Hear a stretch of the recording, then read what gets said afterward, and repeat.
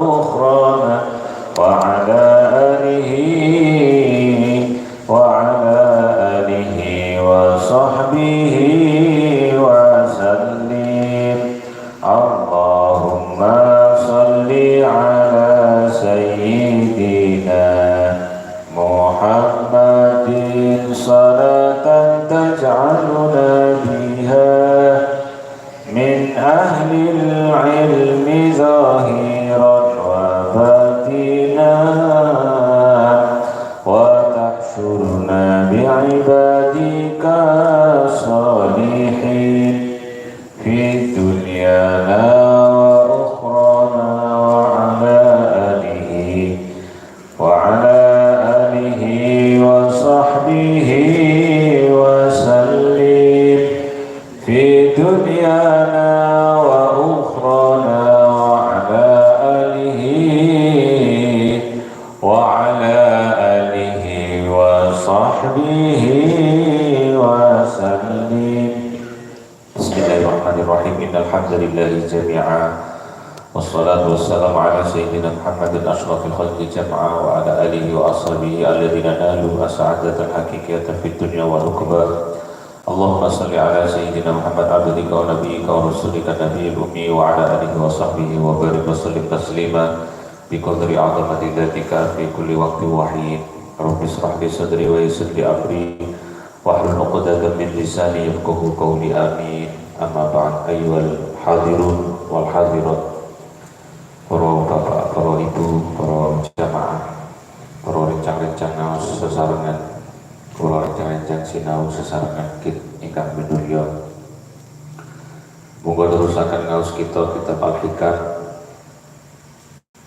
Saderengipun kita waos mutiara-mutiara pesan dari Imam Athaillah Sakandari, melanjutkan hikmah yang ke-71, 71 atau 72,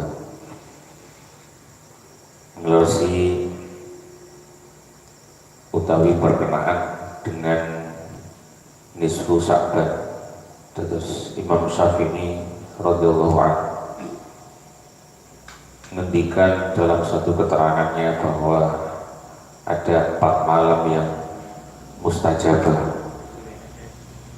Ya tentu selain malam-malam seperti Lailatul Qadar, ada 4 malam kata Imam Syafi'i yang mustajabah.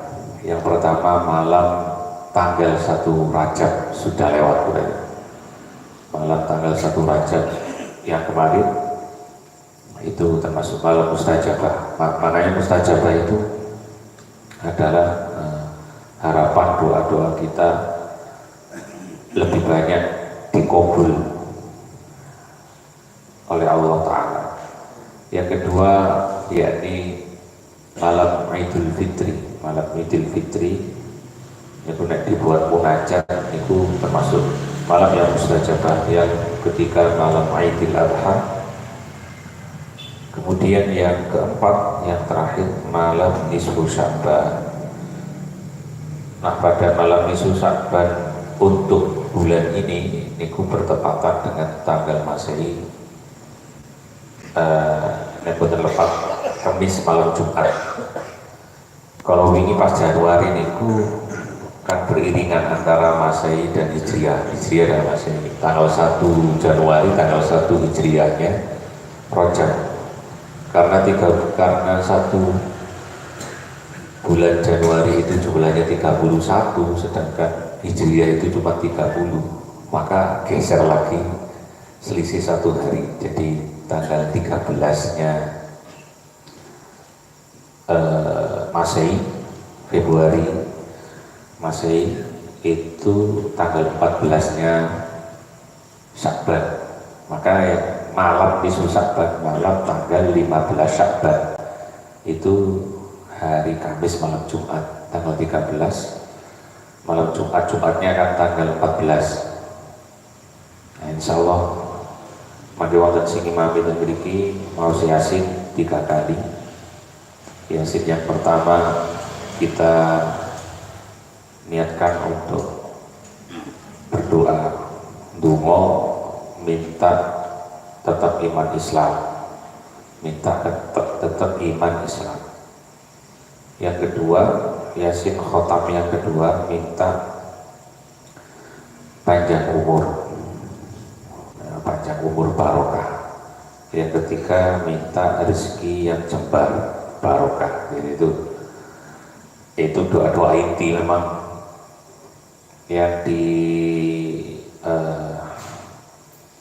yang dilakukan oleh guru-guru kita, kiai-kiai kita. Itu maca Yasin telu wonten sing imami. Khotam Yasin yang pertama tuh maca basa Jawa, ya Allah ya Rabbi panjenengan paringi tetap iman Islam. Al-Fatihah. Terus wonten doae, berarti wonten sing mimpin mangke biasanya terjadi doa-doa terjadi kumpulan doa-doa itu double domir mutakalim wahda itu double domir untuk diri sendiri. Maka nek imam ya berarti kali ganti domir mutakalim ma'al wirna. Allahumma zidna wa Allahumma zidni. Terus khatam Yasin yang kedua minta kepada Allah Ta'ala, doa ya Allah ya Rabbi panjenengan paringi panjang umur barokah. Kemudian membaca Yasin yang ketiga itu khotam doa ya Allah ya Rabbi panjenengan paringi tetap iman Islam. Oke, maka wonten sini mami hari Kamis insya Allah. Monggo kita terusaken qala mu'allif rahimahullahu taala wa nafa'ana bihi wa bi ulumihi wa bi ulumikum fid dharain amin. Ingkang kita kitabe halaman 62 pojok kanan atas. Idza aradta an ta'rifa qadraka 'indahu hal anta minal maqbulin as-su'ada'i aw minal mardudin al-asya'i. Kalau disambut di maos keting. Idza aradta tatkala ngarepake sira antarifa ing to ngerti sapa sira qadraka ing pangkat sira utawa kedudukan sira ing dalem kersane Allah. Maksude hal anta anta utawi sira iku minal maqbulin golongane setengah saking wong sing diterima amali kabeh. Yaiku as-su'ada wong sing bejo-bejo kabeh. Mane wong pinter kalau wong bejo. Terus iklan kan. Wong pinter kalau wong bejo ini selalu beruntung. Jadi cara kerjanya gitu ya, menungso versus setan niku menungso niku mustahil menang krono mau setan gak ketok. Terus ngoten-ngoten setan itu sih didukung oleh nafsu. Terus maka itu syaitan niku utawa cara tipu dayane setan niku kuat sangat. Gak kena plan A, plan B, gak kena plan B, plan C. Kuat sangat tuh. Cara nih gudo setan itu trike wis akeh namanya menungso versus setan. VS musuh lawan setan. Niku mustahil menang. Hanya orang yang beruntung atau bejolah yang bisa menang melawan setan. Lah orang yang bejo ini siapa ya? Orang yang bejo itu orang yang dipilih oleh Allah Ta'ala, diberi kekuatan oleh Allah Ta'ala untuk bisa mengalahkan. Lah orang sing untuk menjadi bejo, untuk menjadi orang bejo itu pokoknya ringkesane cerita niku cekak cingkrani omongan niku adalah orang yang tidak mengundang kemurkaan Allah. Jadi pada posisi misalkan jenengan sebagai apapun itu pokoknya tidak mengundang kemurkaan Allah. Ini. Maka dia disebut orang bejo, orang beruntung. Yang di sini dibahasakan as-su'ada. Di kulo baleni malih tadi menungso versus setan niku mustahil menang karena setan punya trik banyak, punya tipu daya yang sangat banyak, punya cara yang sangat banyak. Hanya orang yang bejolah, hanya orang yang beruntunglah yang bisa mengalahkan setan. Lah orang siapa yang memberikan bejo ini? Ya Allah Ta'ala. Kemudian Allah Ta'ala kok bisa memberikan bejo? Karena orang itu tidak mengundang kemurkaan Allah. Bagaimana cara tidak mengundang kemurkaan Allah? Ya tentu tidak ada jalan lain kecuali menjalankan istiqomah, menjalankan ketaatan tadi. Itu. Jikalau dirimu ingin memahami, mengerti posisimu di sisi Allah, hal anta minal makbulin, apakah kamu termasuk golongan orang yang diterima amalnya, yaitu as-su'ada, orang yang beruntung, au minal mardudin, atau golongan au minal mardudin, atau setengah saking wong sing ditolak kabeh, al-asqiyai kang ciloko kabeh, atau orang yang celaka, orang yang ditolak amalnya, naudzubillah. Maka caranya itu fardur mongkon ningalono sira fima ing dalem perkara, fima ga ing dalem opo, maka lihatlah pada keadaan apa yuki muka Allah menempatkan dirimu, yuki muka manggonake sapa Allah ka ing sira min taatin, bayane saking ketaatan, auzitiha utawa lawane ketaatan. Ini sampun diwaos sampai niki.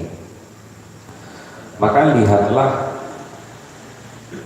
dalam keadaan apa Allah menempatkan dirimu. Kalau dalam keadaan taat, ya maka Allah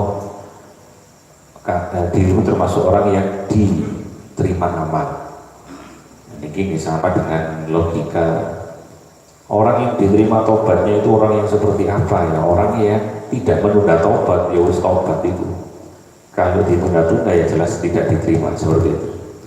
Auzidia utawa lawani taat, faman mongko utawi sapa wonge kana kang ana sapa man iku minas sa'adati tetep setengah saking wong sing bejo, wal qabuli lan uga diterima amali, diterima qabul. Isti'malahu mongko nglakokake iman sapa maulahu bendoro iman. Maka Allah, barang siapa ditempatkan oleh Allah pada posisi as-sa'adah wal qabul, yaitu orang yang bejo tadi dan amalnya diterima, ya tentu isti'malahu maulahu, tentu Allah menggerakkan, Allah memposisikan dia dalam keadaan taat kepada Allah Ta'ala, dalam keadaan melaksanakan ketaatan kepada Allah Ta'ala. Fima yang dalam barang yurdihi kan ngeridhoni sopo maulahu anhu sakit mat, bayani min anwari ta'ati, bayani biro-biro warnani ketaatan. Jadi orang yang selalu istiqomah dalam melakukan ketaatan, disitulah Allah memposisikan dia dekat dengan Allah. Untuk mawon cara menyimpulkan, dan dia kalau dekat dengan Allah Ta'ala maka dia menjadi as-su'ada, orang yang beruntung. Maka orang yang beruntung diantaranya ya amalnya diterima. Waman utawi sapane wong, waman utawi sapane wong, adapun orang sebaliknya karena kang ana sapa man iku min ahli syaqawati, setengah saking wong sing cilaka, setengah saking ahli syaqawah, cilaka, celaka. Ada posisi beruntung kanan, ada posisi celaka kiri.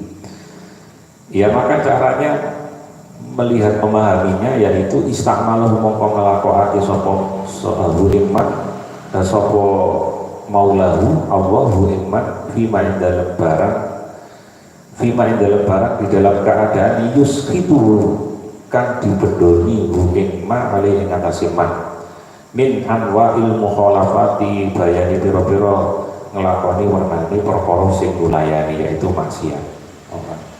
Jadi ada ahli su'adah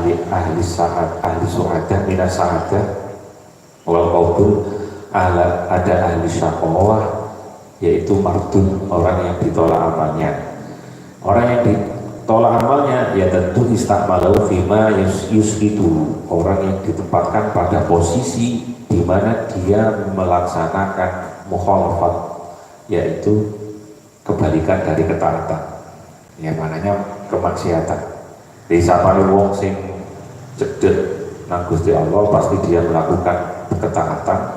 Sapane wong sing jauh dari Allah pasti dia melaksanakan atau melakukan yang disebut kemaksiatan. Ada yang lebih ekstrim yang saya jelaskan pada pertemuan yang lalu itu, siapa yang dimuliakan Allah ya pasti dia melakukan ketaatan, dimuliakan. Siapa yang dihinakan oleh Allah pasti dia melakukan yang namanya kemaksiatan. Jadi milih dimuliakan apa dihinakan. Wa hadza utawi ikilah hikmah yunasibu mantesi apa hadza al ammata ing wong sing umum. Ini adalah posisi atau kesimpulan bagi orang awam. Maksudnya bagi orang awam, dari di atasnya itu ada.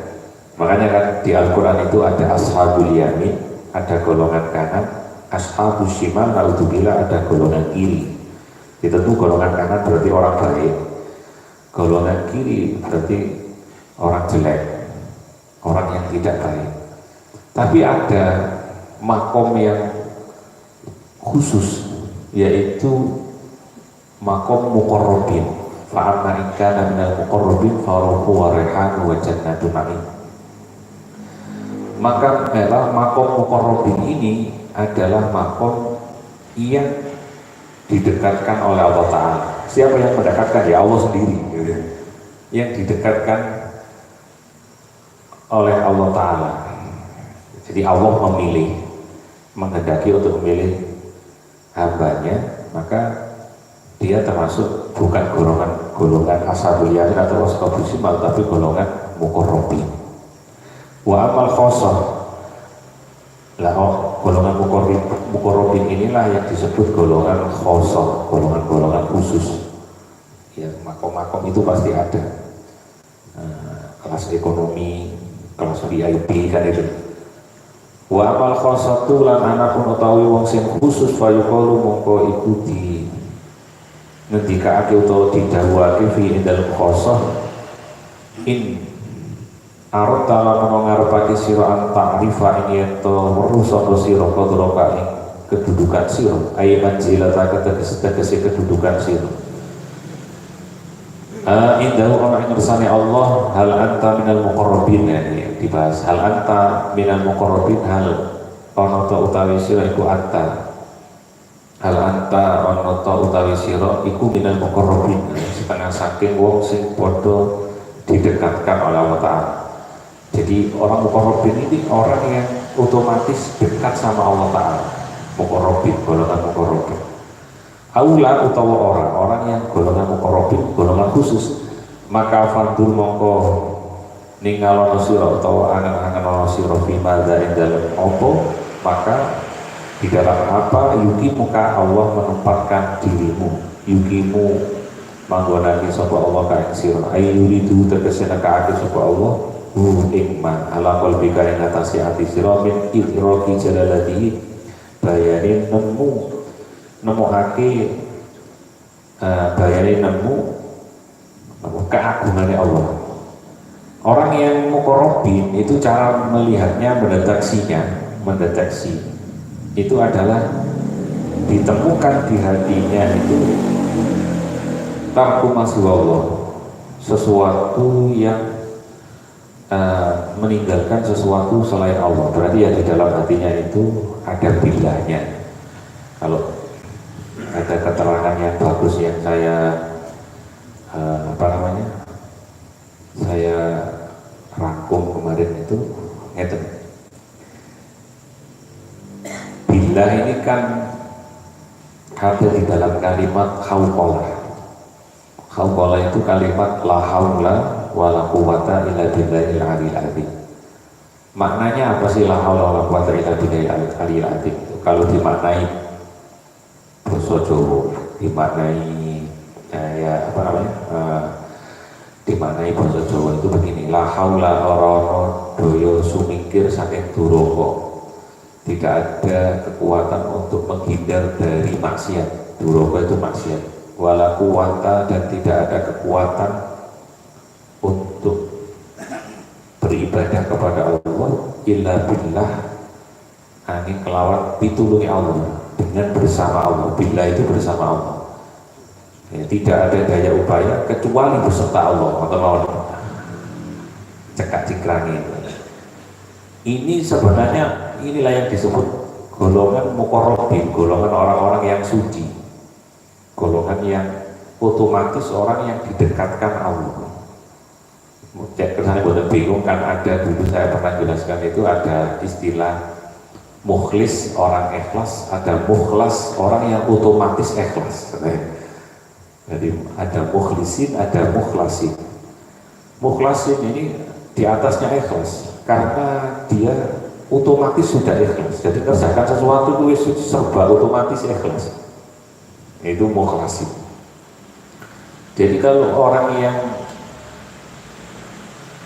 la haula wala quwata illa billahil aliyil azim, tidak ada daya upaya kecuali beserta Allah. Jadi beserta Allah ini digaris bawahi gitu. Penting beserta Allah. Maka ini sebenarnya orang yang muqarrabin, yang jenis muqarrabin ini, karena otomatis didekatkan Allah. Makomnya muqarrabin sebenarnya. Jadi bukan sembarangan kalimat khauqalan ini. La haula wala quwata illa billah itu bukan kalimat sembarangan, itu simbol orang yang makomnya muqarrabin, orang yang otomatis dekat dengan Allah. Itu muqarrabin. Karena di situ ada billah, kebersertaan Allah. Billah itu maknanya kebersertaan Allah. Di situ tidak ada beserta hawa nafsu. Billah itu kan kemudian beserta Allah, entek semua, sirna semua. Karena kaidahnya sesuatu yang disandingkan sama Allah, sesuatu yang ditandingkan sama Allah, sesuatu yang dibandingkan sama Allah harus habis hilang. Nah, di dalam billah, kebersertaan Allah itu, di situ jelas tidak ada beserta hawa nafsu. Nah, wis wong tek nafsu nih gimana? Kan orang suci. Nah, kita ini masih penuh nafsu. Nah, ini ya. Dan tentu tidak ada beserta setan. Nah, tadi itu tentu bisa muqarrabin, kelasnya muqarrabin tadi itu dijelaskan. Khosok orang yang khusus tentu tidak ada beserta hawa nafsu, tentu tidak ada beserta setan. Karena billah itu maksudnya kebersertaan Allah. Yang tadi disinggung oleh Imam Asy'ari dalam sarahnya, adapun orang umum itu makomnya masih beserta hawa nafsu dan masih beserta setan, jadi masih beserta selain Allah. Bisa dipahami. Jadi orang awam itu tidak billah sebenarnya. Ini simbol la haula wala quwata, itu simbol makom orang yang suci yang disebut muqarrabin. Dalam billah kebersertaan Allah itu pasti di situ tidak ada beserta hawa nafsu, beserta setan atau beserta yang lain, tidak ada. Kalau orang umum makomnya masih beserta hawa nafsu atau beserta setan atau beserta yang lain-lain. Nah, jadi intinya sebenarnya, maksudnya bukan inti ya, istilahnya kesimpulan atau mafhum muwafaqah, kesimpulan agar bisa memahami ini. Maka sebenarnya tidak layak mengenakan pakaian la haula wala quwata illa billahil aliyil azim kalau kita itu bukan makom muqarrabin. Jadi sebenarnya kita mengucapkan la haula wala quwata illa billahil aliyil azim itu ya dalam keadaan acting gitu saja. Action, ibadah acting karena la haula wala quwata itu simbol dari orang suci yang makomnya muqarrabin. Kan di situ billah, kebersertaan Allah. Kalau sudah billah, semua yang selain Allah sirna, hilang. Nah, jadi kalau sudah sampai pada la haula wala quwata illa billahil aliyil azim, itu sudah billah, sudah beserta Allah, nggak ada cerita maksiat, nggak ada cerita dosa lagi, wong beserta Allah kok dosa. Ya nggak ada cerita maksiat, tidak ada cerita melakukan dosa. Beserta Allah kok melakukan dosa itu ya sama menghinakan kedudukan Allah. Begitu ternyata la quwwata itu maknanya sedalam itu.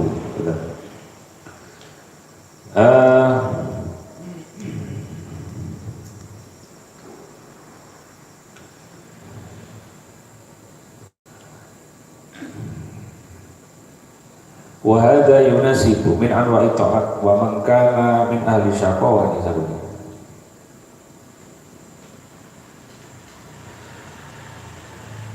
Minal muqarrabin aw la fadl fi ma za yukimuka aw yuridu ala qalbika min idraki jalalati. Jadi di dalam hatinya itu selalu ditemukan kebersertaan bersama Allah. Orang muqarrabin wa azamati lan keagungane Allah. Qala dawuh sapa kanjeng Nabi alaihi salatu wassalam. Man utawi sapane wong iku aroda ngarepake sapa man ayak lama ing yen to ngerti sapa man manzilatahu ing kedudukane man, di mana dia ditempatkan indallahi, diposisikan oleh Allah indallah yang kersane Allah, fal ya'lam mongko becik ngerti sapa man, pahamilah manzilatallahi min qalbi. Ya itu tadi manzilatallahi min qalbi, kedudukan manzilatallahi fal ya'lam mongko ngerti sapa man manzilatallahi ing kedudukane Allah min qalbi saking atine Allah. Jadi dalam hatinya kebersertaan bersama Allah itu selalu ada di dalam hatinya. Maka kalau selalu ada, ya jelas semua maksiat jelas tidak mungkin ada, semua dosa jelas ya tidak mungkin ada. Jadi tidak mungkin orang melakukan dosa kalau dia itu selalu billah beserta Allah melakukan dosa. Nah ini sudah titik ya, pembahasan hikmah yang ke-72. Saat ini hikmah yang berikutnya titik. Mata rozaqaka at-ta'ata, mata rozaqaka at-ta'ata wal ghina bihi anha fa'lam annahu qad asbahu 'alaika ni'amahu dhahiratan wa batinatan. Mata indal kapan rozaqo maringi rizki, maringi anugerah sapa Allah ka ing sira at-ta'ata ing ta'at ai imtisalil awamiri ing dalem tegese ing dalem ngelakoni pira-pira perintah wajtina dan nawahi ai imtisalal awamiri wajtina dan nawahi imtisalal awamiri ing ngelakoni pira-pira perintah, melakukan perintah-perintahnya Allah wajtina dan nawahi lan ngedohi pira-pira larangannya Allah fi dhahirika ing dalem dhahir sira wal ghina lan nyukupi bi kelawan Allah anha saking ta'at. Maksudnya ngeten, mata rozaqoka, mata kapan Allah memberikan anugerah ketaatan kepada, yaitu wal ghina bi anha, ketika dirimu itu ghina, merasa cukup bihi dengan Allah anha daripada ketaatan. Jadi ini lebih dalam lagi, lebih jeru meneh. Bos, jadi diterusno tangga yang ngaji hikam lewat jeru, nggak apa-apa, ini pengetahuan.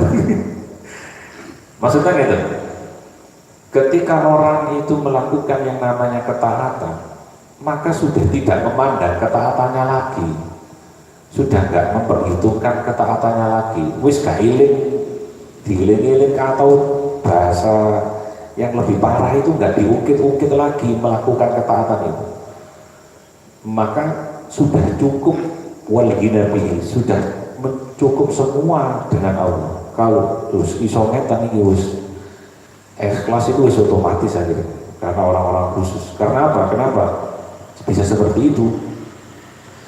Ya karena sudah nggak ada yang namanya merasa-merasa, sudah nggak ada yang namanya ibadah itu dalam makna transaksional, terus sampai tingkatan umpama Gusti Allah gak gawe surga itu tetap aku taat. Umpama Allah Ta'ala itu tidak buat surga dan neraka itu saya tetap taat karena Allah bagi diriku ini sudah mencukupi semua. Makanya di dalam Al-Quran itu ada kata-kata wa kafa billahi syahidan, cukuplah Allah yang melihat, yang menyaksikan. Nggak perlu aku disaksikan wong liya, ya Gusti Allah cukup. Maka kalau seperti ini ya berarti nggak ada yang namanya riya atau pamer.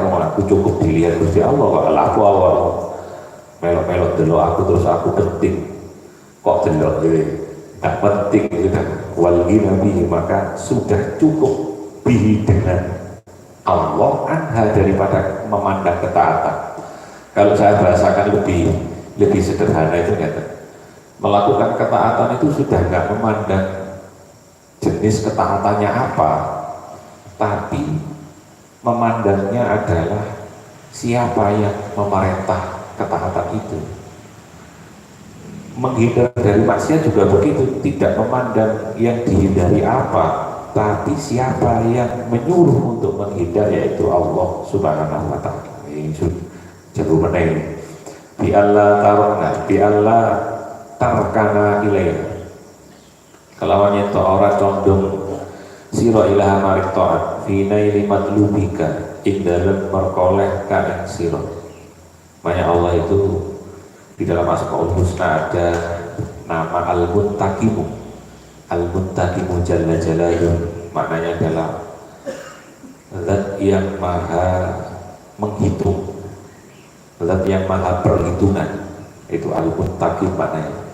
Jadi Gusti Allah itu perhitungan kan.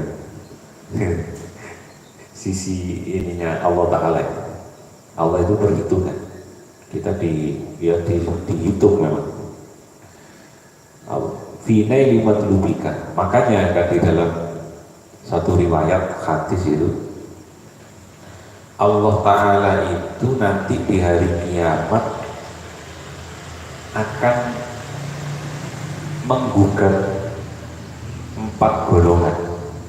Terkenal tapi riwayat ini kira kan pasti paham, tapi dibahasakan memakai apa namanya, dibahasakan ini pokoknya. Kalau saya begini, ada 4 kriteria orang yang digugat Allah, kan enak dipahami. Ada 4 kriteria orang yang digugat Allah nanti di hari kiamat. Atau dibahasakan di situ Allah menghujah. Hujah itu argumentasi yang kokoh, yang ketika ada orang yang membantah maka tidak akan bisa membantah, namanya hujah. Jadi hujah itu argumentasi yang kokoh, yang ketika ada orang membantah dia tidak akan bisa membantah, dia kelopak-kelopak gitu. Kelopak-kelopak gitu, karena ada apa, digugat Allah Ta'ala, kemudian gak orang yang alasan sudah. Apa itu? Ini terkenal sebenarnya. Allah menggugat orang yang kaya disejajarkan dengan kekayaannya Nabi Sulaiman. Nah ini terkenal kan dengan ilim masih. Sampai 3 lagu. Tapi di situ sebenarnya ibadah, tapi dibuat syair itu jadi sholat. Ya sama, itu sholat itu juga bagian dari ibadah. Teman-teman wongkang sugih gak sembayang ini. Teman-teman wongkang sugih gak sembayang. Nabi Sulaiman sugih yo gelem sembayang, kon melarat gak sembayang. Itu maknanya gitu. Itu 4 kriteria orang yang digugat Allah, kemudian dia nggak bisa menghindar atas gugatannya Allah. Jadi orang yang digugat Allah Ta'ala itu disejarkan dengan kayanya Nabi Sulaiman, di Sulaimana bin Daud alaihissalam. Nabi Sulaiman bin Daud alaihissalam. Jadi maksudnya di sarahnya itu begini mana? Kenapa kamu 5 taraktum al ibadah? Kenapa kamu meninggalkan ibadah? Mulai itu masyhulun, kita nahnu masyhulun. Itu redaksinya saya masih ingat, nahnu masyhulun. Kita ini sibuk bilmal, dengan harta benda, wal mamlakah, dan kekuasaan atau jabatan. Ya apa sih? Kau ngerti gitu Allah Ta'ala gitu. Kau ngerti abdi yang namanya hambaku yang namanya Sulaiman. Itu sugi-sugi ini wong sak dunia gitu. Itu saja dia Sugih sak dunya, lawamu sugih piro, sugih sak dunya dia tidak meninggalkan ibadah. Itu orang yang digugat Allah seperti itu. Nabi Sulaiman itu, jangan nek tanya AI jangan seperti AI, ChatGPT. Wis ChatGPT itu kemerlok. Niku nek dilebokno berapa kekayaan Nabi Sulaiman, meta. Ini mau disebutkan, oh ngerti loh, kok bisa? Kecanggihan teknologi. Berapa kekayaan Nabi Sulaiman disebutkan 2,2 T US dollar.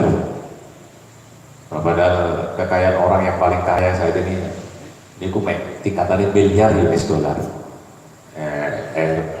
Elon Musk gitu. Itu kekayaannya berapa miliar, 200 berapa miliar US dollar. Ini dua miliar, ada nih takon inah ya. Nah, jangan takon opo dia dijawab berapa jarak bumi ke langit ya, dijawab. Kok iso? Yo tahu ngukur. Ini gue naik takon lagi berapa kekayaan Nabi Sulaiman? 2,2 T US dollar. Sakti, ini gue noli rolas. Terus kayak so bayang sakti udah nih. Sakti itu noli rolas. Iki sih dikalikan dolar itu pinter. $1 ini 16.000, 15.000 lah kan, 15.000. Wis ping mau wis nek gawe kalkulator yo error. Kekayaan Nabi Sulaiman kan 2,2 T US dollar. US kayak ukuran dolar ini, tambah ukuran dolar. Ini ku sak T ku pinter berarti 1 juta miliar. Noli rolos, 0,00. Mana gua ono wong sing duwe dunya sak monten sakti ono. Iku yo kula mikir zakat iki 250 miliar. Zakat nek sakti iki 250 miliar. Nggih sakti. Jadi nek menghitung zakat mana niku rubuhul usur. Yo sakti langsung itu duwe wong ya. Sakti itu dipingno papa hasilnya dibagi 10 pada duit 100 juta Jakarta ini royal kali 100 juta dibagi papat kok dibagi papat tapi dibagi papat hasilnya dibagi 10 1 juta dibagi papat selawi juta dibagi 10 juta setengah dan duit 1 juta Jakarta kalau misok setahun maka Jakarta juta setengah ini duit sakti itu zakat itu 250 miliar. Nah, 250 miliar gitu, nolong sak suwai-suwainya keduman kabeh. Hari 250 miliar di dunia 10 juta, keduman kabeh enggak super jernih. Wis pokoknya kekayaan Nabi Sulaiman itu sak monten. Itu mawon dia tidak meninggalkan ibadah. Terus ditakoni mana? Hujah yang pertama, hujah yang kedua. Kenapa kamu kok meninggalkan ibadah? Pulau niku sibuk masyghulun. Ini tingkatannya apa? Hujah yang disejajarkan dengan Nabi Yusuf. Nabi Yusuf niku abid niku kawula niku dibahasakan saat ini ya karyawan pegawai punya bos sadadina ngeladeni apa? Bos atau manajernya taat sama aturan manajer. Kulo niku sibuk, kulo niku pegawai karyawan budak. Kulo sibuk ngeladeni sadadina bos-bos kulo. Lho kok karo kawula ku jenenge Yusuf ta. Yusuf niku yaitu dia seorang budak Raja Mesir dan budak dari para menteri-menterinya Raja Mesir. Itu saja tidak meninggalkan ibadah. Nabi Yusuf itu seorang hamba saya yang taat sama bosnya ya. Kemudian hujah yang ketiga sakit. Orang sakit lah bukan ibadah ulangnya loro ada abdi nama seorang hambaku namanya Ayub. Nabi Ayub itu mardon sadidan, sakit yang sangat 12 tahun. Salah yang ngono bojone cerewet. bojone cara ditinggal bisa, maka simbol kesabaran Nabi Ayub. Maka maknanya kalau wong sing sabar itu pasti digodhog bojone cerewet. Lho kok mari itu hati ini. Jadi, Nabi Ayub itu simbol daripada kesabaran. Jadi beliau itu loro temen 18 tahun. Nah ini sejarahnya lengkap ya. Loro temen 2 tahun ditinggal orang terdekatnya sampai bojone meninggalkan.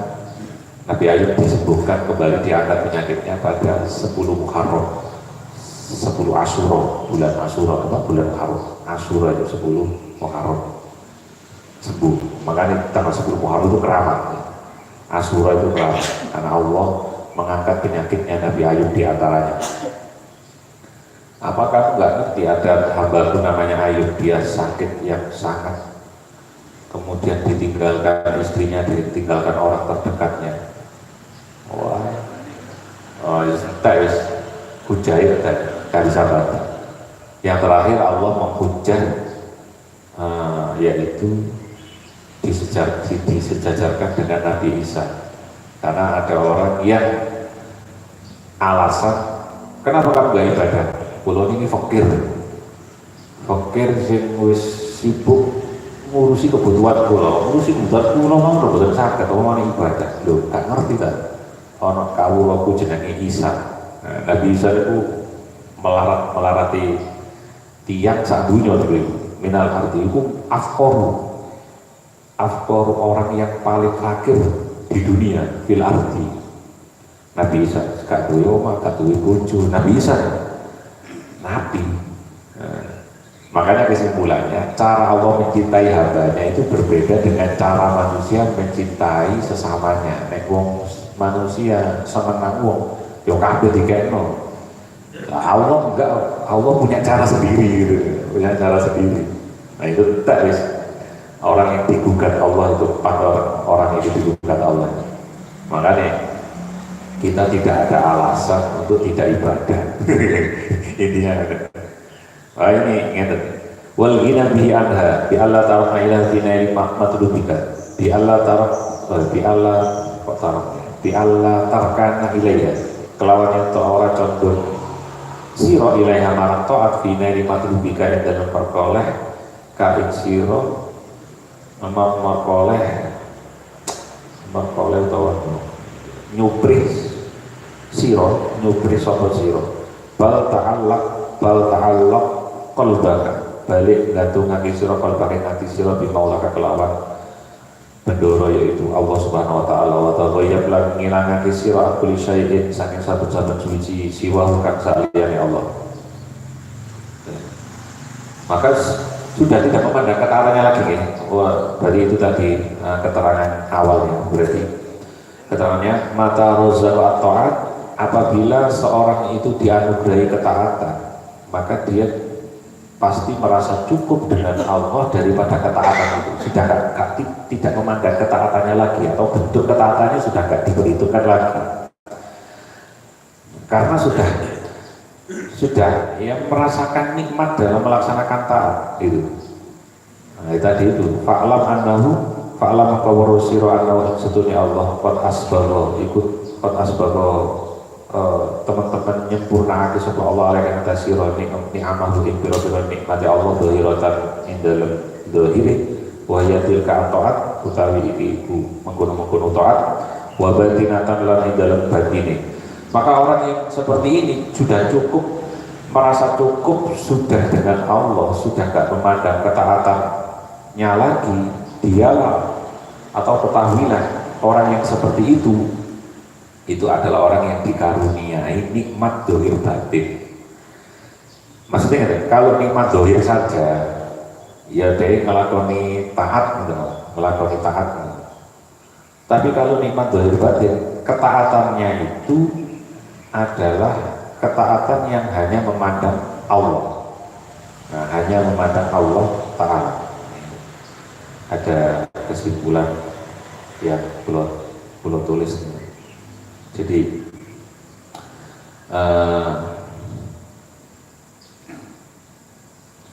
maksudnya gitu, ketaatannya itu sudah tidak disandarkan pada sebab-sebab lagi, atau apa sudah tidak disandarkan pada hal yang selain Allah. Cek ini, cek ngono, cek nubu suarco, cek terhindar dari neraka, tidak.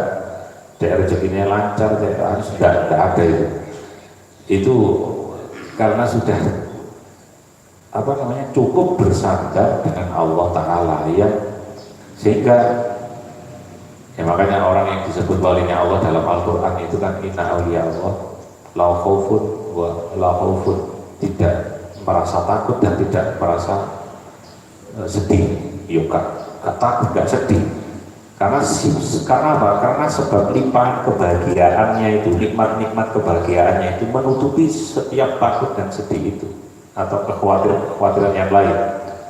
Jadi setiap orang yang hendak dekat dengan Allah tadi itu harus masuk ke dalam sunyi di dalam hatinya itu selain Allah. Jadi, maka ketika dia bisa seperti itu, maka dia tidak bisa berpaling dari selain Allah. Sudah nggak ingin sudah nggak memandang ketaatannya lagi, tapi sudah cukup walginabi, cukuplah Allah. Gitu. Ya sebenarnya balik pada la haula wala quwata illa billahil aliyil azim. Nah itu karena ada keterangan lagi dalam sarah, saya rangkum. Karena ketika kita semakin tidak seperti itu, tidak cukup hanya kepada Allah, tidak cukup menyandarkan kepada Allah itu, artinya apa? Semakin menjauh dari Allah, atau nama bahasa, maka akan muncul yang disebut keakuan.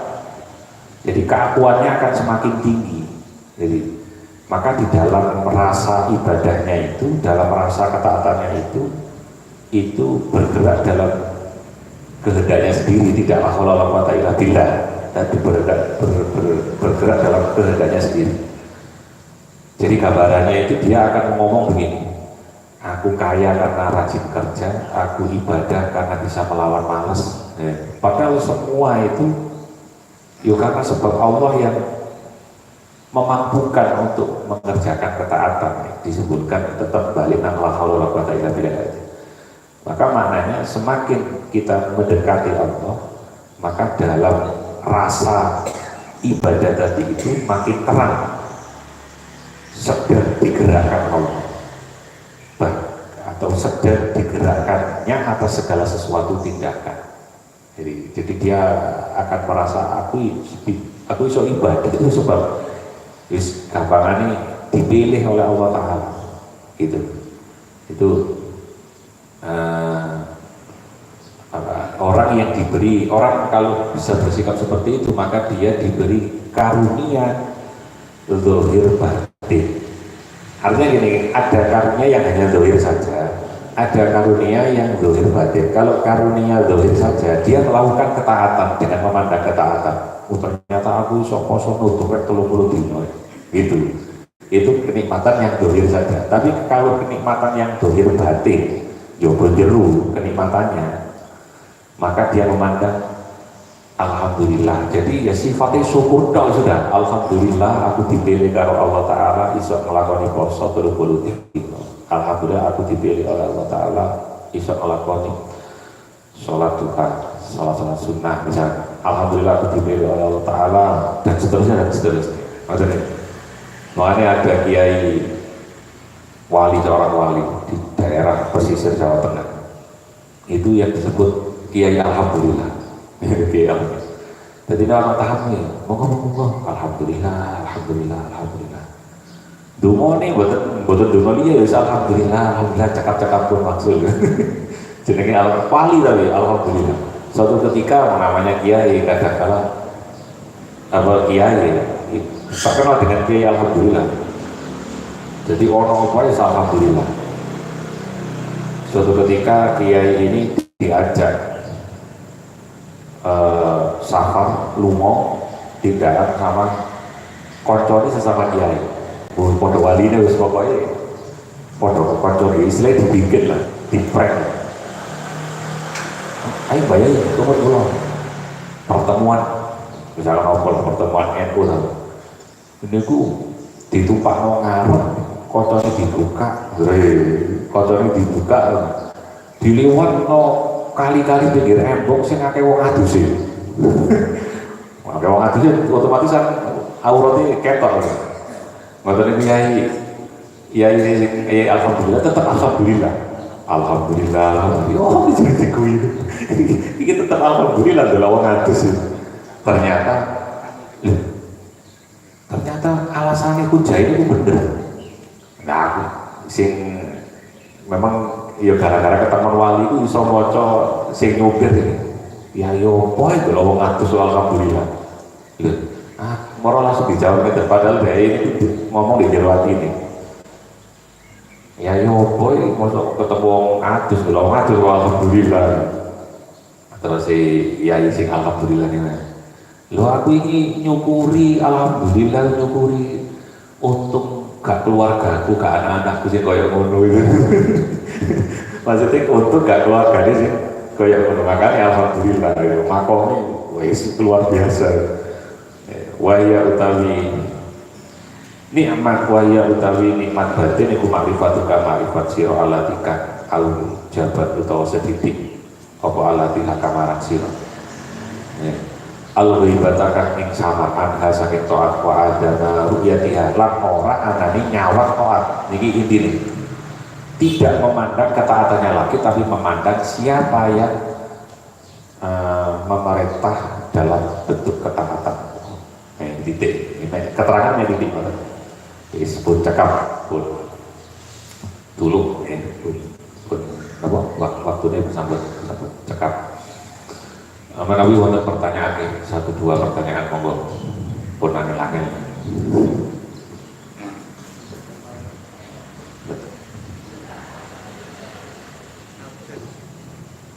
Terus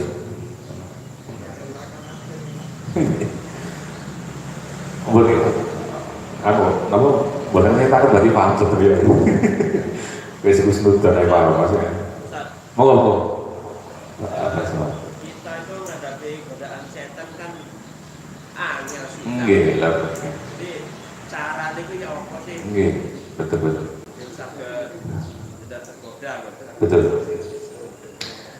Pernah saya jelaskan bahwa kita bisa terhalangi dari melakukan ketaatan itu yang dibahasa dengan as-sawarif anit taat. Terhalangi dari ketaatan itu yang pertama adalah al-jahli. Al-jahli itu ketidaktahuan atau bodoh.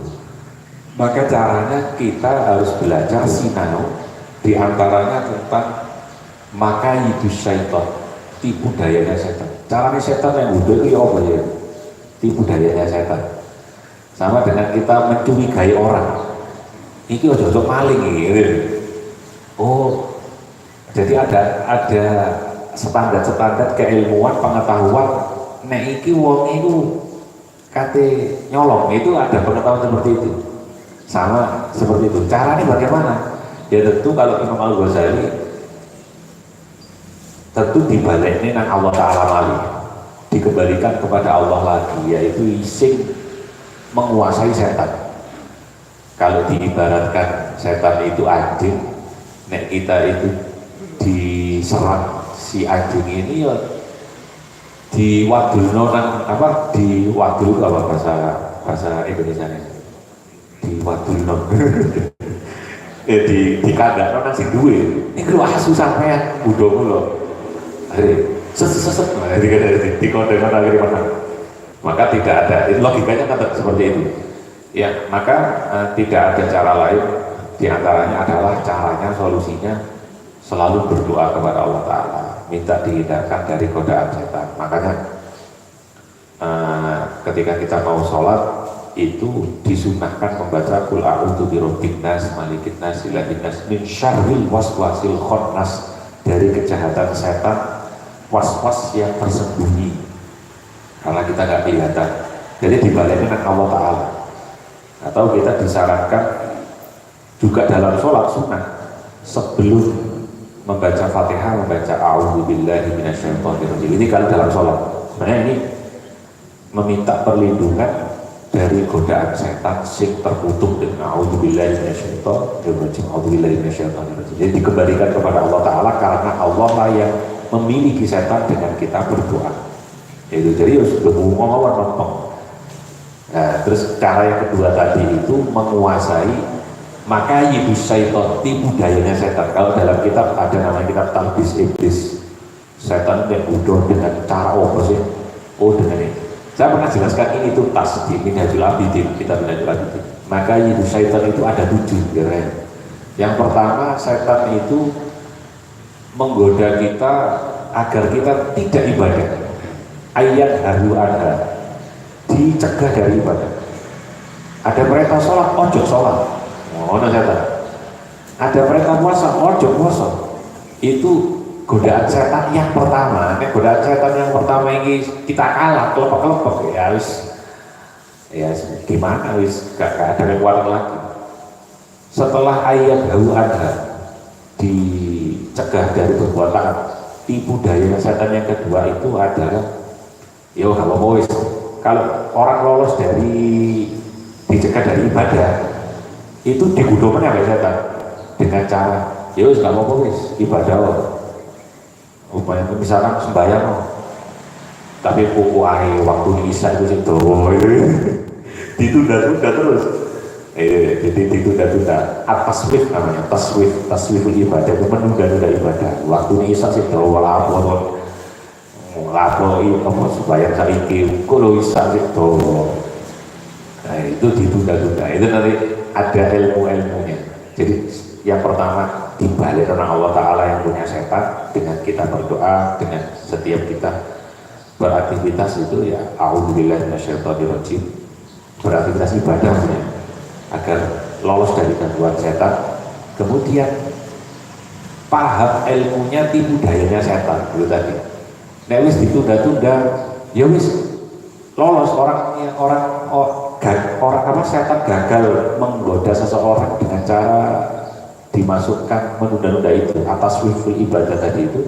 Jadi mudah nanti budaya yang ketiga yaitu kok cepet-cepet malah ya wis sembahyang nek wis mari sembahyang nang ini nang ngono. Nah inilah ada penjelasan berkaitan dengan hikmah tadi. Orang yang begini ya bersikap begini terus nang sembahyang kok gak enak, itu berarti maknanya sholat itu sebagai beban. Karena apa? Memandang sholat itu sebagai beban.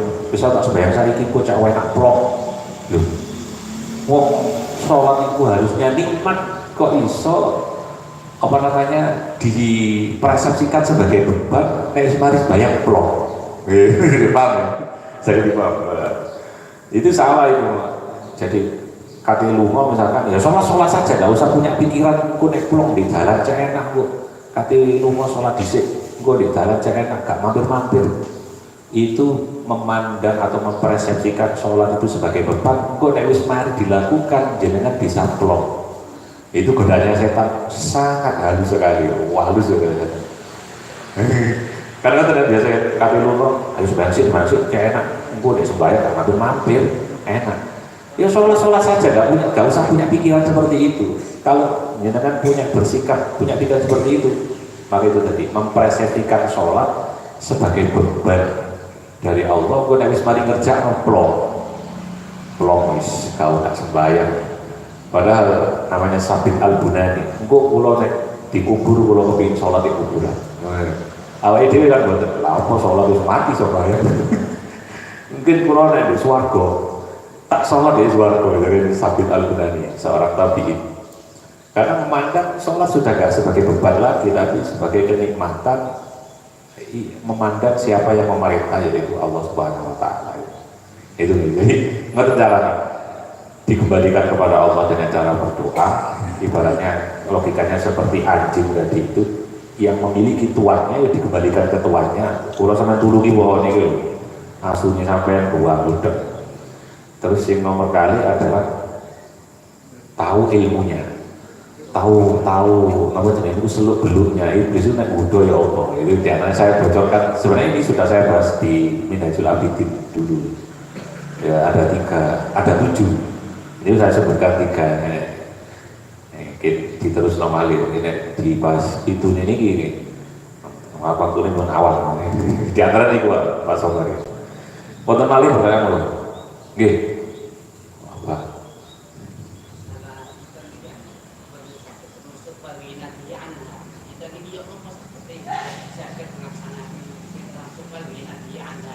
Wal ghina bihi anhari.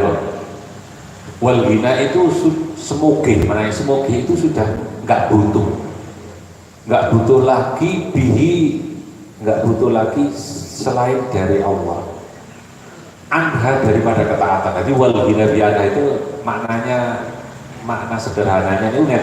Wal ghina saya sudah cukup bihi dengan Allah, anha daripada ketaatan itu. Anha itu balik kepada ketaatan, pada taat. Gini wow, sudah caranya itu ya sudah merasa cukup, wa kafa billahi syahida, Allah Ta'ala yang maha, yang cukuplah Allah sebagai yang menyaksikan aku dalam beribadah. Saya nggak butuh disaksikan orang, saya nggak butuh disaksikan selain Allah. Wa kafa billahi khabira, cukuplah Allah sebagai zat yang meneliti amalku. Wong liya aku nggak butuh diteliti oleh orang lain selain Allah. Wa kafa billahi khabira wa kafa billahi wakila, cukuplah Allah sebagai pelindungku. Nah itu caranya. Kalau tanda caranya nih, kalau tanda caranya itu ya itu tadi itu yang yang kula jelaskan. Jadi sudah tidak memandang bentuk ketaatannya, sudah nggak memandang sholatnya, tapi memandang yang memerintah sholat. Kalau memandang sholatnya, maka nanti rentetannya akan mungkin sholat, akan mungkin ibadah. Nah itu namanya ibadah yang transaksional. Nah kita diajari oleh Imam Athaillah, nggak usah yang bentuk-bentuk transaksional itu. Ya memang ada fadilah-fadilahnya, tapi sudah cukup. Allah itu, karena kalau tadi itu, kalau sudah kebersepakat dengan Allah bila, maka semuanya sirna, termasuk ibadah sendiri. Termasuk ibadah itu sendiri, termasuk ketaatan itu sendiri. Kalau kita masih memandang ketaatan kita, maka ya ketaatan akan mungkin ulah biyen pas tentunya ini usah kepososan kemis. Masa boten sama kayak swarga ini. Padahal surga Allah, amal sebanyak apapun kita tidak bisa membarter atau membeli sejengkal tanah, sedikit tanah pun di surga. Karena kita dilebono swarga ya karena rahmati Allah, ibadah diterima karena rahmati Allah. Jadi intinya walhasil caranya adalah dengan tidak memandang bentuk ketaatannya, tapi memandang siapa yang memerintah, siapa yang melarang, yaitu Allah Subhanahu wa Ta'ala tadi yang maha perhitungan. Saya cukup lah, Gusti Allah gak perlu melihat ketaatannya lagi. Ini sudah tingkatannya Robi'al Adawiyah, itu wali perempuan. Wis swarga niku sampean kekno wong musuh-musuh jenengan ngoten ya. Kula niku sudah cukup sama jenengan. Swarga sama kekno sama musuh-musuhnya jenengan. Kasihlah sama musuh-musuh. Swarga dibawa kekno musuh-musuh. Itu gak penting gitu, gak penting swarga. Sudah gak penting lagi bagi dia, karena kalau kita masih memandang surga dan neraka, maka itu adalah bentuk yang ibadah yang transaksional. Terus gak penting aku sholat ya, karena beserta Allah itu tadi. Allahu Akbar, saya sholat, alhamdulillah bisa dipilih oleh Allah Ta'ala untuk bisa sholat, sudah selesai. Jadi memandang siapa yang memerintah, tidak memandang bentuk perintahnya. Ngoten cara. Ngoten malih. Insya Allah cekap ya, mugi-mugi wonten guna manfaati disarani kalian hidayah pun Allah Ta'ala ngaji menika mugi dados ketahanan batinnya lahir batin kaki kula panjenengan, sehingga boten gampil-gampil kenging masalah, boten gampil-gampil kenging musibah, boten kambil-kambil penyakit, boten kambil-kambil dingin bala. Amin ya rabbal alamin. Al-Fatihah. A'udzubillahi minasyaitonir rajim. Bismillahirrahmanirrahim. Alhamdulillahirabbil alamin arrahmanir rahim maliki yaumiddin. Iyyaka na'budu wa iyyaka nasta'in. Ihdinas siratal mustaqim siratal ladzina an'amta 'alaihim ghairil maghdubi 'alaihim waladdallin. Amin. Subhanakallahumma wa bihamdika asyhadu an la ilaha illa anta astaghfiruka wa atubu ilaik. Assalamualaikum warahmatullahi wabarakatuh.